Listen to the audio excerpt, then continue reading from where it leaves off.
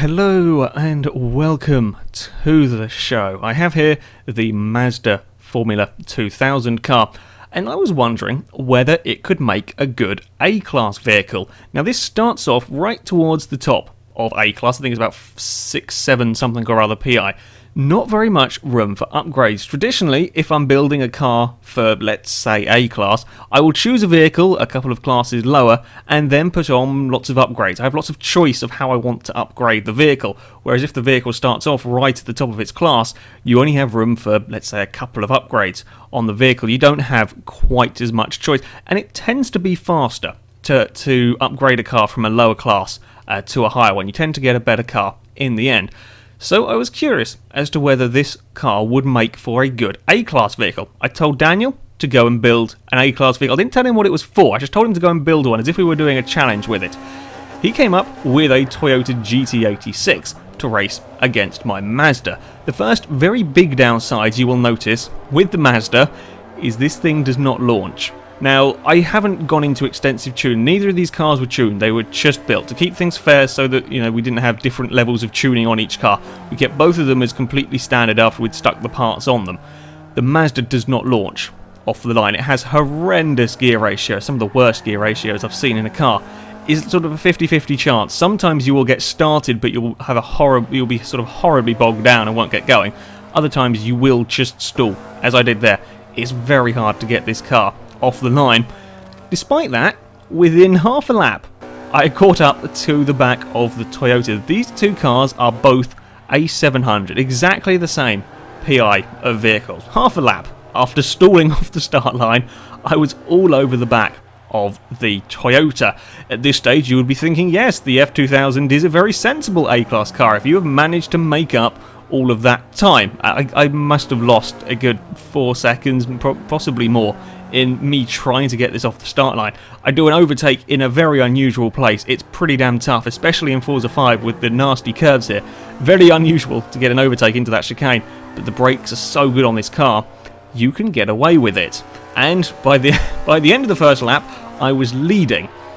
But then comes the other downside to the F2000. It is not very quick in a straight line, and sure enough, the Toyota goes soaring past as we come up towards the first corner. I can brake later. I try to be brave, go around the outside. I end up getting the Mazda a little bit sideways. There's a small bit of rallycross. I had to kind of panic and avoid Daniel's car as I started sliding it. But again, even with my rallycross, I am now back alongside. I tried to go around the outside at the top of the hill, which is, again, another fairly brave manoeuvre. Unfortunately for me, Daniel found himself understeering, and I sort of got myself trapped in a corner. While I could be quick through these corners, then the Toyota got the straight line speed, a lot more straight line speed, a lot more acceleration, and he can be far enough ahead so that by the time we get into the braking zones, I can't do anything. I'm now trying all manner of different overtaking places, trying to find some way past.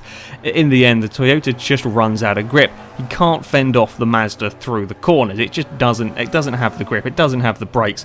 It's not surprising when you consider what the Toyota is racing against. But of course, the Toyota does have well over twice the power of the Mazda. I end up a little bit wide coming out of the very slow chicane. I'm still fairly safe as we come onto the start-finish line, but again, now comes the speed. Even on the short straight that we have here, the speed of the Toyota draws it up alongside as we're about to come in the braking zone. In fact, this time he's even better, sort of further ahead by the time we get to the braking zone.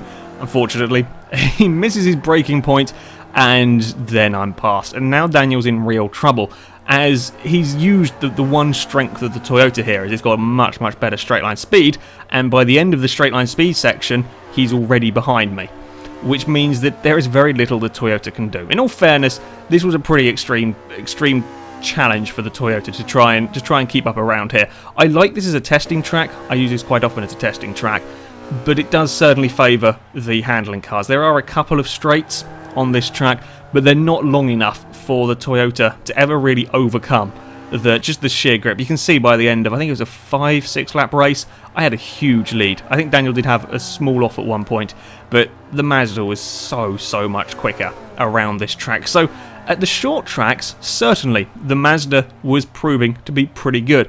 But what about a track with some more straights, a longer track? I let Daniel pick the circuit, so naturally we ended up at Silverstone. While there are still some quite technical sections at Silverstone, there are also quite a few long straights. So the balance of power between these two cars, if you like, is probably not a good way of putting it when we're talking about about cars. The power is very much with the Toyota, but over the course of the lap there is some straights for the Toyota to make an advantage on. This was on the opening lap. Again, I could not get the Mazda off the line. It is incredibly slow off the start line. Coming through Maggie's and Beckett's though, right on the tail of the Toyota, even though there are some longer straights at the sort of the start of this lap. Down the hangar straight, of course, Toyota is long gone. It doesn't take very long before that gets out of shot. My Mazda, with its, I can't remember quite what upgrades, a couple of upgrades on this, 140 it tops out at. That's all it's good for. It's only got 4 gears, which goes away to explaining why it's so terrible off the line. The first gear is stupidly long. But despite that huge margin you saw the Toyota had gained down that straight, I was right back with him. I was right on the back bumper of the Toyota. I even went up the inside, coming around the final corner. That's a scary thing to do. Well done for Daniel for holding it around the outside with the GT86, and then he's got the power down the next straight and can hold me off into the first corner. But you just see the grip. You can see the amount of time I can make up through these corners, and thus begun a rather strange battle in that Daniel there was no point in Daniel defending on a lot of these occasions. I am going to overtake him. There is nothing he can do about it because I have so much grip. I can brake 100, 150 meters later than he can in the Toyota at some of the corners. So just defending is absolutely pointless. Likewise, I can't do anything about him in a straight line. At this stage in the race, I was feeling pretty confident. I'd managed to sort of break him overtaking me once we got to a straight line. I managed to throw it all away by running a bit wide at one corner, and Daniel found himself back in front. But yeah, it was a strange kind of way that the racing was working, because Daniel can't defend from the Mazda. I can outbrake him, I can go around the outside, I can overtake in places you would never normally be able to overtake. Like that sort of overtake just doesn't happen when you're racing the same class of car normally, because there is not this bigger a difference in grip. There isn't normally anyway this bigger difference in grip. I can just do that sort of overtake. But then of course the minute we come to a straight, if Daniel is anywhere near to the back of my Mazda, he will come flying past, and then there is absolutely nothing I can do about that. So you almost have to run your own race. If you get too carried away with racing the other car, if Daniel tries to have a lunge, he's never going to outbrake the Mazda. So if he tries to do something silly, he's going to end up in trouble. He's going to lose a lot of time, and then he will be out of range when we come to the straights. Likewise, if I get caught up behind Daniel in the corners, I find myself in a lot of trouble. If I can't take my maximum speed through the corners, that's when I'm in trouble, because he will be a lot closer when it comes to the straight, or maybe he'll even be in front of me when it comes to the straights. So it's a funny sort of battle you end up doing. It's a funny sort of racing, because you know you're going to be overtaking each other quite a bit, but sort of all in different places. It's not like any race I think I've ever done before on Forza 5. But even at Silverstone, with all of the straights, the Toyota just couldn't do it. It couldn't carry enough speed through the corners to be close enough to the Mazda when it came to the straights. Now the idea had been to take these cars online and go racing against online opposition and see what happens. Unfortunately, the online opposition was so terrible, the driving standards were absolutely abysmal on Forza 5. I don't know why, they were shocking when we went to do this. We gave up. We got so fed up. It was impossible to have a fair test because we kept getting crashed off by everybody. We decided to carry on just racing amongst ourselves, and we went to the Yas Marina circuit with some of the longest straights of any racetrack really in the world. And as you can expect, a similar pattern emerged. You know, the Toyota is going to absolutely blitz the Mazda down these long straights. I'm sitting on the limiter at 140 for most of this straight. The Toyota was doing, I think, 165, 170 by the time we got to the braking zones for these corners. Massively, massively quicker. But I could brake 150 meters later, I think, than the Toyota into the hairpin. So all of that gap he makes up down the straight, I can close quite a lot of it in the corner. Again, he's going to have made a big gap on this next straight, of which I will close up quite a lot under heavy braking here. And then we come into the twisty section of the track, where the Mazda is incredibly good. All of that gap is gone. As we come up towards this next corner, two straights and 3 corners later, the Mazda is all over the back of the Toyota. It will out-accelerate me in between the corners, but you know, Daniel just pushes it a tiny little bit too hard, ends up out wide, and I'm up the inside, and I've managed to make my way past. Curbs are quite nasty with this F2000 car. I put a wheel over a curb somewhere, had a big moment, and Daniel found himself in the lead again. But I was never really sort of scared of the Toyota. I always felt that I had sort of enough in the Mazda to be competitive, despite the long straights. I always felt sort of fairly confident with this car. As you can see, Daniel just cannot carry the speed through the corners. I was sort of thinking about, well, I kind of got up alongside. I couldn't do anything because of the acceleration. Again, round the outside of a corner, you don't normally go around the outside of. And still, the Mazda was putting up a fight. In the end, with the way that these battles were working, with the fact that the Toyota was much quicker on the straights, the Mazda was much better through the corners, it kind of became like... It's actually kind of slightly hard to explain as Daniel gets very, very close to the back of my car. It's the point at which Daniel overtakes me on the straight was moving further and further down the straight until it got to a point where Daniel no longer overtook me on the straight. That's kind of how I knew I was making progress. We swapped places so many times in these races. You'd swap places probably 2 or perhaps even 3 times over the course of a lap as we get a very close up of the back of the Toyota. You were constantly changing position, but it was at what point Daniel got past me on the straight. That was the important thing. That was the thing that mattered to me. If I could keep making him sort of work harder, keep making it further and further down the straight before he got past me, that's how I knew that I was doing well. And of course, once we got to the end of the straight and he could no longer keep up, or he could no longer get back past the Mazda, then he was finished, pretty much, because, you know, I'm going to be so much faster through these corners. There's no doubt about that. But even at Yas Marina, even with all the straights that we had here, the Toyota just couldn't quite do it. The Toyota did not have enough speed through the corners to keep up. I would keep changing the gap. I would keep making it sort of later and later on the straight that Daniel would get past me. And in the end, the Toyota was the Mazda was just too good for the Toyota around this track. It was closer though. It was certainly a lot closer here, which is, you know, it's not surprising. I'll be honest, this wasn't quite the result that I was expecting.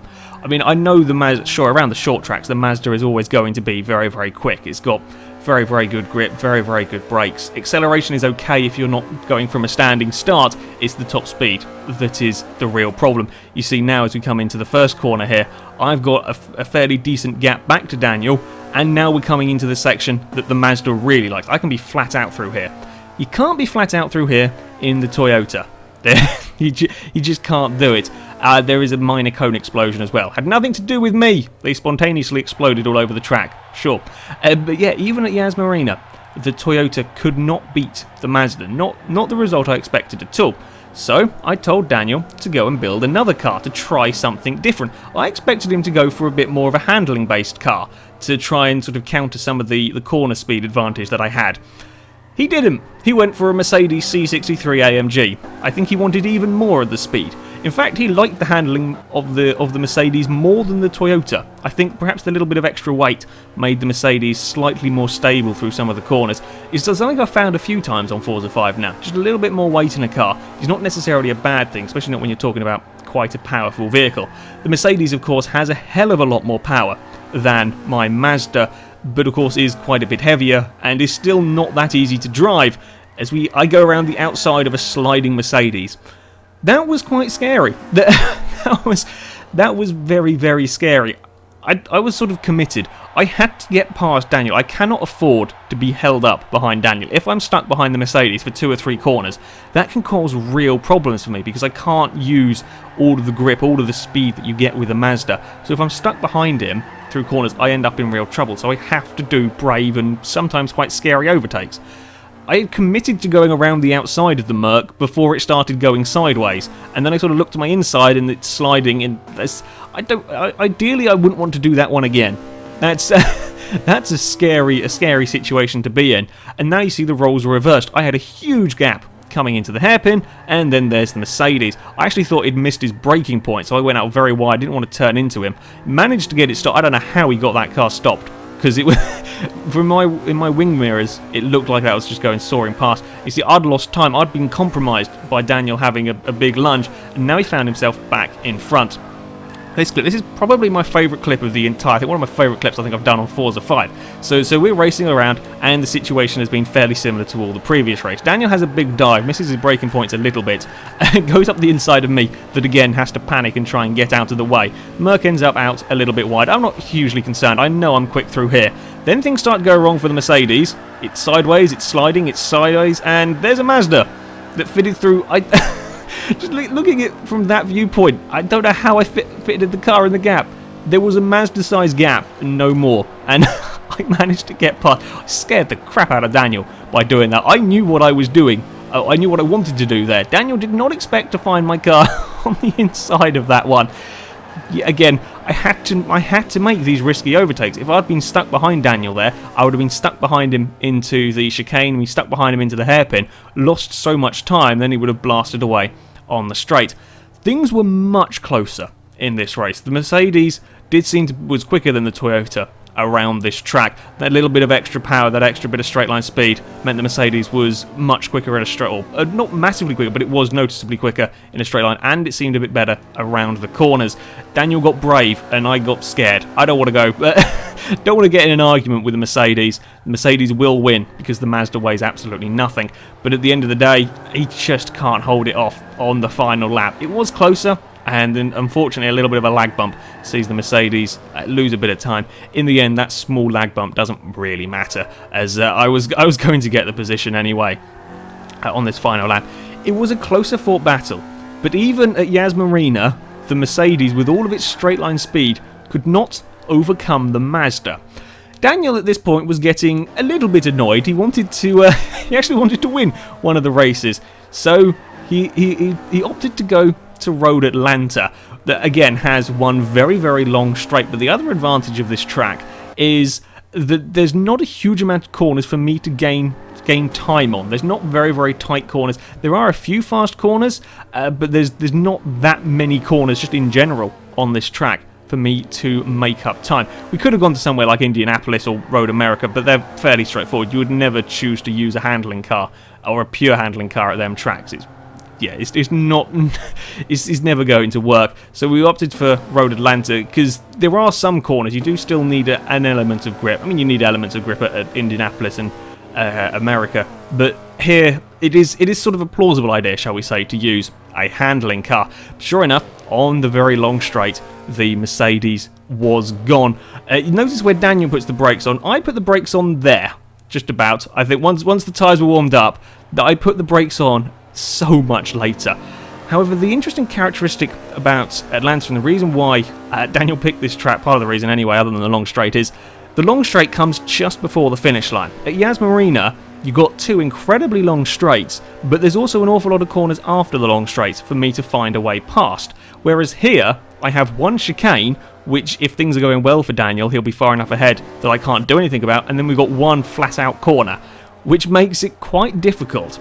There was a certain challenge. Again, I'm going around the outside of a sideways Mercedes. It's not much fun. It's kind of scary. But I was having to do these overtakes, especially at this track.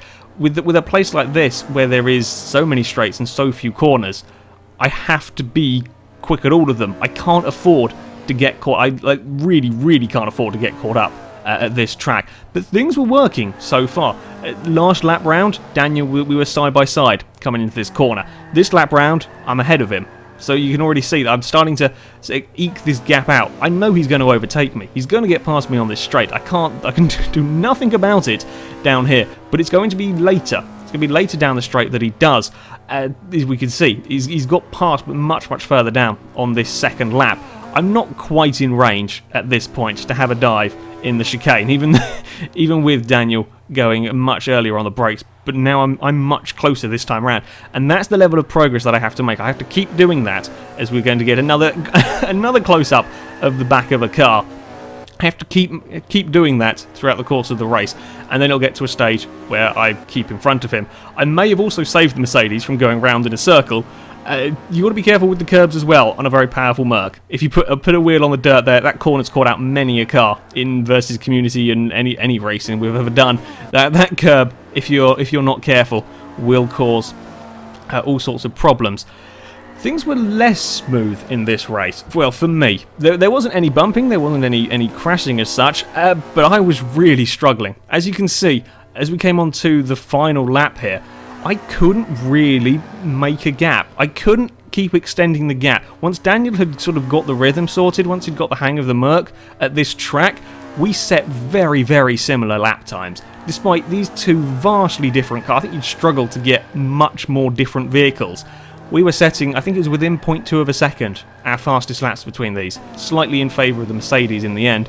But yeah, I could not keep extending the gap because Daniel could hold just enough corner speed through the tighter sections that he would always be within range. However, it was close as we came up towards the chicane. Daniel was past me, but I knew I could be very, very good on the brakes into this corner. My best bet was to try to get him into the final corner. Fortunately, Daniel ended up a little bit wide and went for a big slide. I managed to get past. I would have thrown everything at him into the final corner. It would have been interesting to see what would have happened had he made it up the hill, because I would have tried everything I could. But in the end, I still won the race. Even at Road Atlanta, the F2000 car could keep up with the Mercedes, shall we say. It was an odd race. It was a sort of a different racing experience doing these. Never had quite a race like it. I've never had such a vast difference between handling and speed that had a race that sort of took place like this. With the you'll know you're going to be overtaken throughout the course of a lap, but it's changing the point at which you get overtaken. It was interesting. I very much enjoyed it. So as far as answering the question of is the Mazda a good A-class car, well, yes, it certainly held its own against the cars that Daniel built.